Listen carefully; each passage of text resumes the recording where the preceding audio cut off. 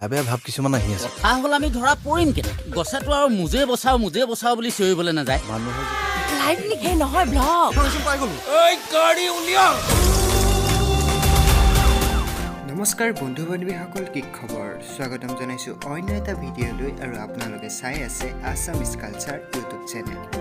বন্ধু বান্ধৱীসকল বৰ্তমান ৰাজ্যৰ ছবিগৃহত দপদপাই আছে নতুন অসমীয়া ছবি বিদুৰভাই বিগত 19 জুলাই তাৰিখে ৰাজ্যৰ 179টা ছবিগৃহত মুক্তি লাভ কৰে জনপ্ৰিয় ছবি বিদুৰভাই ছবিখনৰ নিৰ্মাণ কাৰ্য চলি থকাৰ পৰাই যেন ছবিগৃহত ছবিখন চাবলৈ সকলো আপেক্ষাত আছিল মুক্তি দিয়াৰ পাছতে সফলতাৰ শীৰ্ষত উপনীত হৈছে বিদুৰভাই মুক্তি পোৱাৰ প্ৰথম 3 দিনৰ ভিতৰতে মুঠ 1,24 লাখ টকা সংগ্ৰহ কৰিবলৈ সক্ষম হৈছিল বন্ধু বান্ধৱীসকল বিদুৰভাই ৰিলিজ হোৱা আজি প্ৰায় 11 দিন হ'ল বিদুৰভাই 11 দিনৰ বক্স অফিচ কালেকশ্যন হৈছে 5.10 কোটি টকাৰ অধিক এই 11 দিনতে বিদুৰভাই 5 কোটি 10 লাখ টকা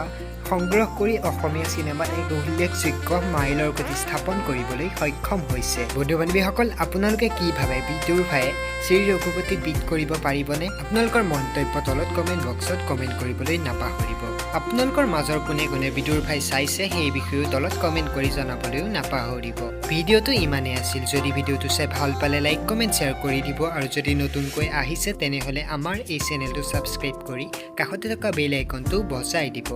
ধন্যবাদ